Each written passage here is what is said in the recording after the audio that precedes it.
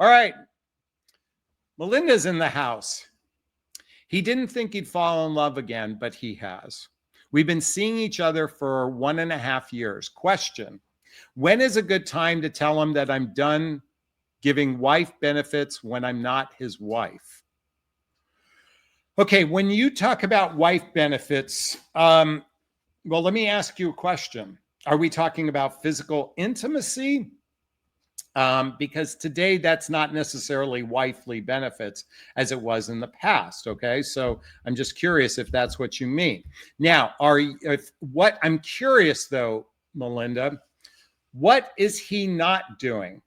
He didn't think he'd fall in love again, but he has. We've been seeing. So I guess the question is, are you waiting for him to ask you to get married? Have the two of you talked about marriage? Have the two of you talked about living together? Okay, so you come back and said yes.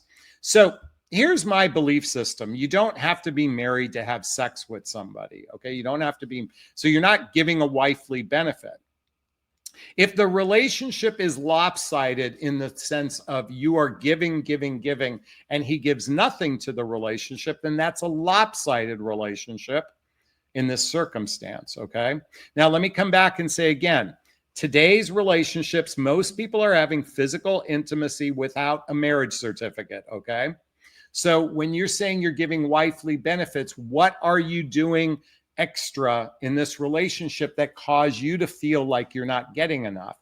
Whatever you're not getting from this relationship, I would start addressing what needs within yourself are not being met in this relationship, or identify what you're feeling, identify what needs are not being met, and then express your needs to them to determine if this is a person that wants to be in service of your needs. I think a healthy relationship is to be in service to each other's needs. Not that we can fulfill every single need, but we should want to make our partner happy. We should want them to feel fulfilled. That's the whole point of we today, unless you are in a codependent relationship, we don't need transactional relationships anymore. What I believe is we need heart-centered relationships where we can grow as individuals. And so if you struggle to speak your truth, I highly recommend investing in this book, Nonviolent Communication by Marshall Rosenberg.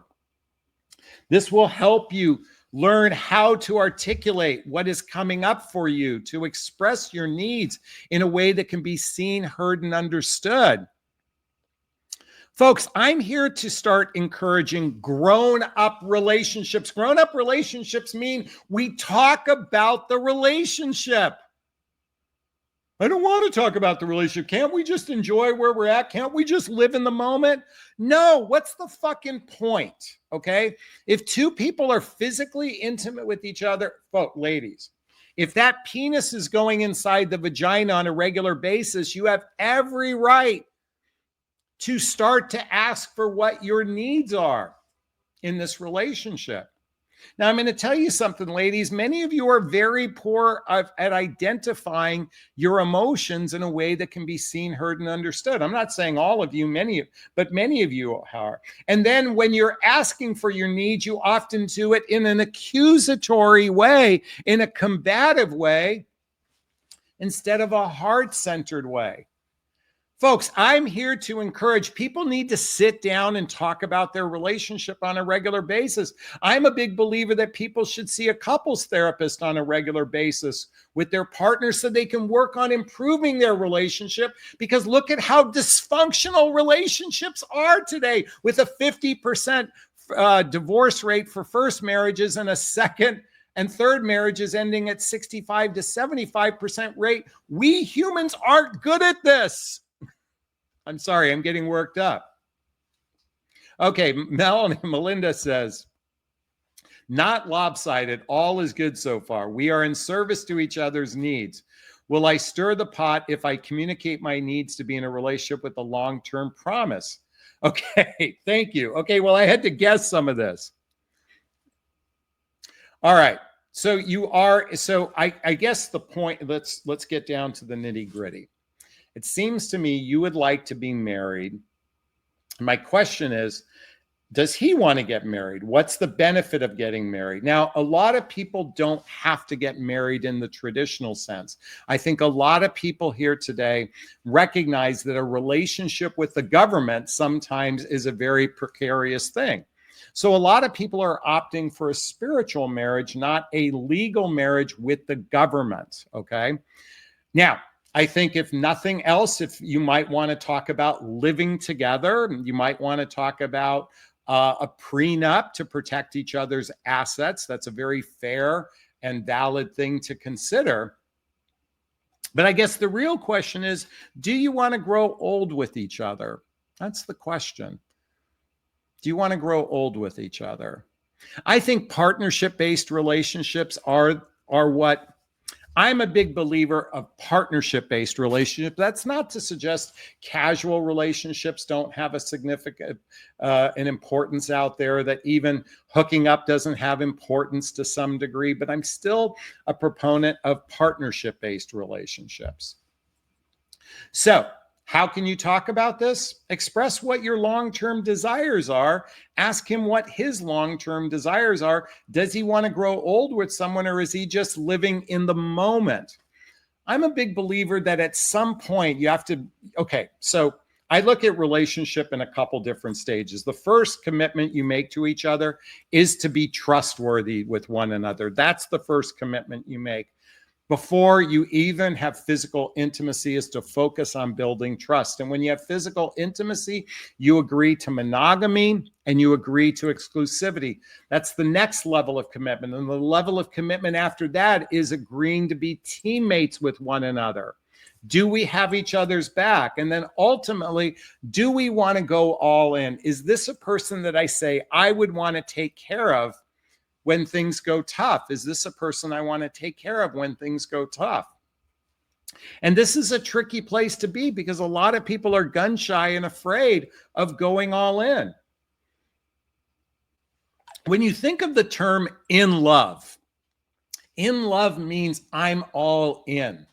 I can love somebody, but if in love, in my opinion, is I'm all in. And so, okay, so Melanie goes on to say, I would love to grow old with him and discuss our long-term relationship plans. Well, we know you would love to do that. How does he feel about that? I think it's time to have an open, honest conversation about what you want, and then decide, if this person isn't on the same page, you got to ask yourself, is that a deal breaker for you? I think if nothing else, people should at least consider living together for those of us in midlife, because it's better now, not always, but it's better to, by the way, how far apart do the two of you live? I want to know. Hopefully you live close to one another because you see each other on a regular basis. I'm hoping that's the case. So anyways, well, those are just my rough thoughts, Melanie. Melanie, I hope I got that right. I hope that found value in that conversation. I'd like to hear your thoughts. Post a comment below. I do my best to read them all in the first 24 hours. Thank you so much.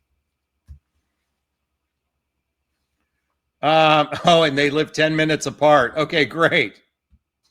You know, when you live 10 minutes apart, you could almost live in two separate homes, and you could be living together apart. That's an option as well. But I think it's important to determine, are you in it for the long haul? Do you want to take care of each other? That's kind of the point in my mind of partnership-based relationships. And Patricia says, I agree with you. Well, thank you so much, Patricia. We appreciate that. Thanks, everyone, for that one. I'd like to hear your thoughts. Post a comment below. All right. Let's see what our next question has. Hey, who wants to join the love seat? Melinda does say, very valuable advice as always. Thank you, my dear. I appreciate that, Melinda. Thanks so much.